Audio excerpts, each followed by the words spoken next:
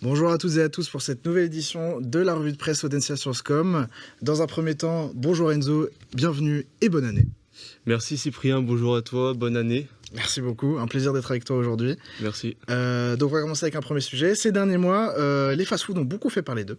En effet, le roi du burger du 25 octobre au 21 novembre dernier, à l'occasion de la sortie du dernier opus Call of Duty Black Ops, Burger King s'est associé avec l'éditeur de jeux Activision afin de proposer dans quelques restaurants en France et en Espagne une expérience étonnante. La chaîne de fast-food a mis en vente un menu spécial permettant aux joueurs de débloquer un personnage jouable dans le jeu. Un moyen intéressant pour les deux entreprises de gagner de la visibilité auprès d'un public amateur. Creapils qualifie de cette campagne comme une idée de marketing ludique et attractive qui surfe sur la vague des jeux vidéo pour attirer un public plus jeune. Afin de pousser le concept encore plus loin, l'enseigne a également permis à ses clients de jouer aux jeux vidéo sur leur bande de commande. Après avoir commandé un menu, il était possible de faire une partie gratuite. Cette campagne a été imaginée par l'agence David New York. J'ai un pote dans la com a qualifié cette campagne expérimentale risque de donner de nombreuses idées à la concurrence, excusez-moi. Décidément, mon cher Cyprien, les enseignes de fast-food ont eu de l'imagination durant ces derniers mois. McDonald's, l'un des concurrents directs de Burger King, ont eux aussi mis en place une campagne de grande ampleur. Pour le retour de la série Emily in Paris le 21 décembre dernier, McDonald's s'invite dans la série et lui dévoile un menu dédié. Connaissez-vous cette série, Cyprien ? Que de nom. Que de nom ? Très bien. Alors en effet, le média Creapils met en avant le geste marketing de l'enseigne pour le grand retour de la série américaine. Dans cette troisième saison, Emily Cooper, l'héroïne de la série, travaille dans une agence de communication et cette dernière, pour répondre aux attentes de cette nouvelle agence, doit imaginer la stratégie marketing et communication du sandwich McBaguette de chez McDonald's. En effet, le média Cult évoque que cette scène est le réel fruit d'un partenariat entre le fast-food et la série. Mais le fast-food ne s'arrête pas là. Selon les éclaireuses, McDonald's a lancé le Hit McBaguette le 27 décembre dernier, créé simplement pour l'occasion. Donc il s'agit d'un sac très coloré au goût de l'héroïne principale. Cependant, dans la série, la scène où Emily Cooper mange dans le McDonald's parisien fait beaucoup réagir car il est représenté digne d'un grand restaurant français.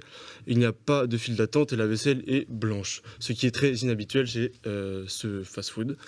Mais nous pouvons noter qu'à partir de ce 1er janvier 2023, tous les restaurants McDonald's devront être équipés de vaisselle réutilisable, ce qui est très intéressant et important pour l'écologie, je suppose. Décidément l'écologie au cœur de ce début d'année 2023, car le 2 janvier, encore une fois dans Creapils, on y découvrait les lauréats du prestigieux prix Nature Photographer of the Year. Le concours rassemble depuis 2016 des photographes du monde entier répartis en plusieurs catégories et départagés par, je cite, un jury d'exception. Cette année, c'est Dmitri Kok, K-O-K-H, qui s'est démarqué et qui a remporté la première place avec son cliché Maison des ours. Comme il est dit dans l'article de Creapils, la photographie a ému l'Assemblée car elle démontre tristement l'avenir de ces animaux menacés qui sont contraints de quitter leur habitat naturel pour se rapprocher des villes, pour se nourrir. Ce qui est très intéressant. En parlant de récompenses, nous donnons la palme de l'arrestation la plus insolite à celle de Andrew Tate grâce à Twitter et des pizzas. Encore une fois, Creapils en parle ce 30 décembre dernier, l'ex-kickboxer s'est fait arrêter suite à un échange houleux de tweets avec Greta Thunberg. Pardon. Excusez-moi. Andrew Tate, lors de l'échange, a posté une vidéo s'affichant en peignoir, cigare à la main, dans un hôtel de luxe, mais avec des boîtes à pizza devant lui.